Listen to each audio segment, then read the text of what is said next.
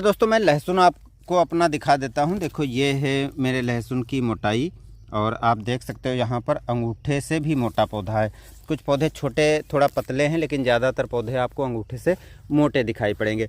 अब जितना मोटा पौधा होगा उतना ही कंद मोटा होगा, उतना कंद बड़ा बनेगा। तो अभी तक मैंने क्या क्या चीज़ें इसमें डाली हैं, क्योंकि आपने देखा कि इस साल मैंने आलू के अतिरिक्त दूसरे वीडियो कोई नहीं डाल पाए, लेकिन अब दोस्तों क्योंकि कुछ ही टाइम के बाद इसमें लहसुन में कंद बनना चालू हो जाएगा, तो इस टाइम से लगा करके अभी आप क्या कर सकते हो, ये आपको थोड़ा हेल्प मिल जाएगी।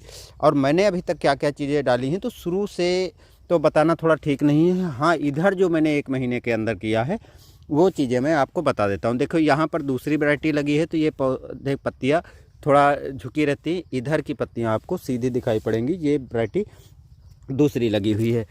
तो जो जो चीज़ मैंने डाली है यहाँ पर देखो, अभी 1 महीना पहले जब मैंने सिंचाई की थी, जब ये मैं प्याज लगा रहा था, उस टाइम पर जो चीज़ें मैंने प्याज में डाली थी सेम वही चीज़ें मैंने लहसुन में डाली थी। यानी इसमें मैंने सिंगल सुपर फास्फेट डाल दिया था, जिसके बाद मैंने निराई कर दी थी।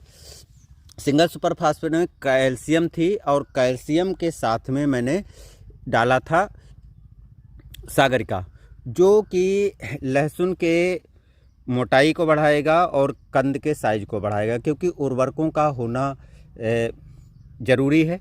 अगर आप उर्वरकों की कमी कर देते हो तो पौधे पतले रह जाएंगे, छोटे रह जाएंगे और कमज़ोर रह जाएंगे, क्योंकि जितना अच्छा मोटा पौधा होगा उतना ही अच्छा कंद बनेगा, जैसा कि मैंने पहले बता दिया।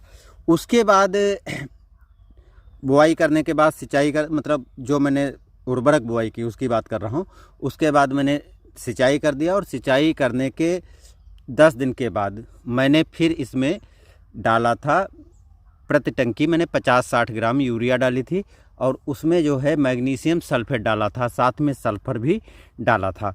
सल्फ़र की प्रति पंप 100 ग्राम मात्रा लिया था, मैग्नीशियम सल्फेट की भी 100 ग्राम मात्रा लिया था और यूरिया की 50 ग्राम मात्रा लिया था। क्योंकि पौधे थोड़ा पीले टाइप के हो गए थे तो इसलिए यूरिया की हमें कमी दिख रही थी, तो मैंने उसको डाल दिया था। अब देखो पौधे अच्छे सही चल रहे हैं, हालांकि ऊपर की पत्तियां आपको अभी भी थोड़ी सूखी हुई दिखाई पड़ रही होंगी। उसके बाद इस टाइम पर अब थ्रिप्स लगना चालू हो जाता है। बहुत से पौधे में नुकसान होता है थ्रिप्स से, तो थ्रिप्स से बचाना भी ज़रूरी है।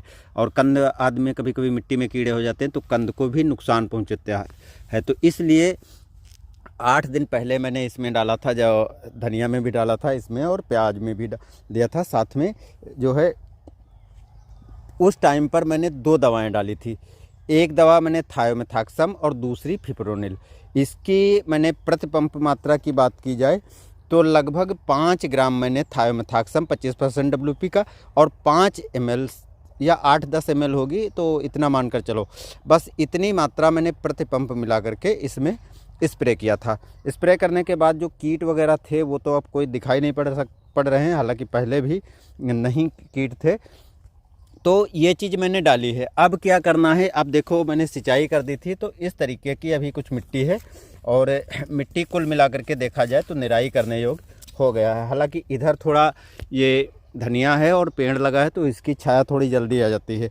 बाकी अगर हम दिखाएं तो बिल्कुल निराई करने के लिए खेत रेडी है और मैं निराई भी करना चालू कर दिया हूँ। इधर यदि हम आपको दिखाएं तो देखो खेत में पर्याप्त नमी है, यानी निराई करने योग्य है।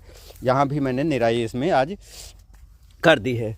अब निराई करने से क्या फ़ायदा है, क्योंकि जब आप बार बार सिंचाई करते हो तो मिट्टी टाइट हो जाती है और मिट्टी अगर टाइट हो गई तो कंद का साइज अच्छे से नहीं बन पाएगा। इसलिए मैंने इसमें जो है देखो इतनी गहरी निराई कर दी है। और गहरी निराई करने के बाद अब एक बार 4 से 5 दिन के बाद फिर मैं निराई कर दूंगा और उसके बाद सिंचाई करूंगा।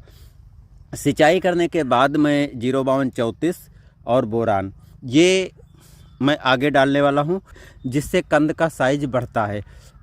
क्योंकि सागरिका वगैरह तो मैंने पहले ही डाल दी, यानी ग्रोथ प्रमोटर तो पहले डाल दी, बाकी चीज़ें तो मैंने पहले डाल दी, कैल्शियम वगैरह सब पूरा कर दिया है। तो बस दोस्तों आज की वीडियो में इतना ही, धन्यवाद।